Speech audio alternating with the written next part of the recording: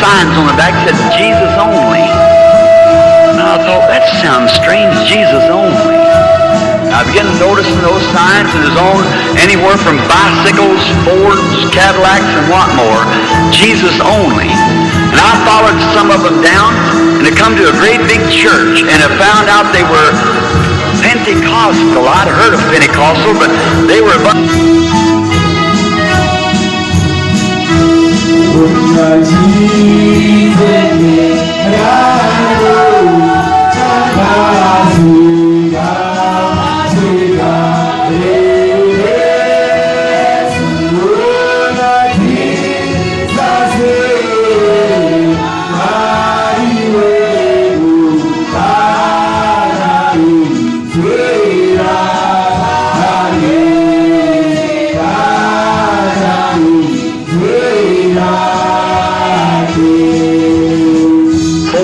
Cadillacs and what more, Jesus only.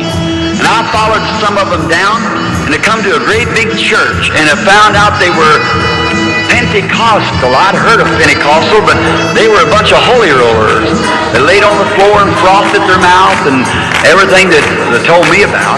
So I didn't want nothing to do with it. So I heard them all carrying on in there, and I thought, believe I'll just walk in. So I stopped my old Ford and walked in, and all the singing you ever heard in your life. Well, I listened to some of the teachers. They were saying they were teaching about Jesus and how great he was and how great everything was, and about a baptism of the Holy Ghost. Talking about it. And after a while, somebody jumped up and started speaking with tongues. Well, I never heard anything like that in my life. And here comes some woman up through there running just as hard as she could. Then all of them got up and started running. And I thought, well, brother, they sure ain't got no church manners. Screaming.